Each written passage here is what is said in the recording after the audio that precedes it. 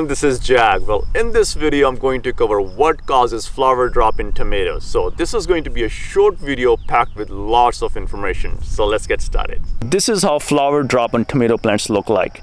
The flowers bloom and then they shrivel up and die off, and they leave a little brown stem at the end.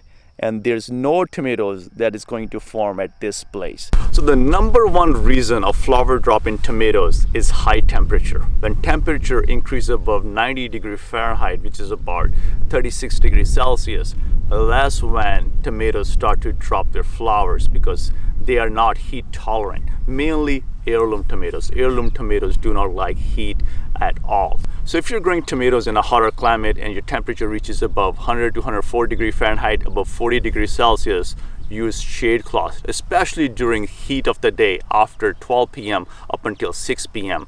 Tomatoes will really need to cool down at least 20 degrees to be under 90 degrees Fahrenheit to avoid the flower drop.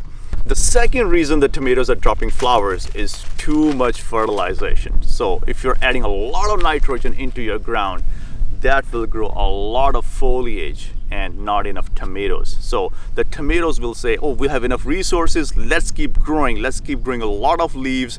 And if the flowers appear on the tomato plants, it will drop the flowers thinking I have enough time to produce fruit, I don't need to do that right now. So do not use a lot of high nitrogen rich fertilizer into the ground. Use slow release fertilizer, which is low in nitrogen and high in phosphorus and potassium. Now the third reason your tomatoes are dropping flowers is not enough sunlight. So if you plant your tomato plants in a shady area that does not receive enough sunlight, the tomato plants will not be able to intake a lot of sun to create photosynthesis to actually create the fruit.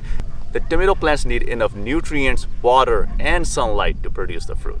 The fourth reason your tomato plants are dropping flowers is too much watering. Now I've covered that earlier in my earlier videos to stress tomato plants and let the soil dry out just a little bit in between watering, and that will encourage the tomato plants to create more flowers and set fruit because the tomato plant thinks it's running out of resources, it doesn't have enough water, so it needs to produce a fruit and get it done quickly to produce seed for the next generation.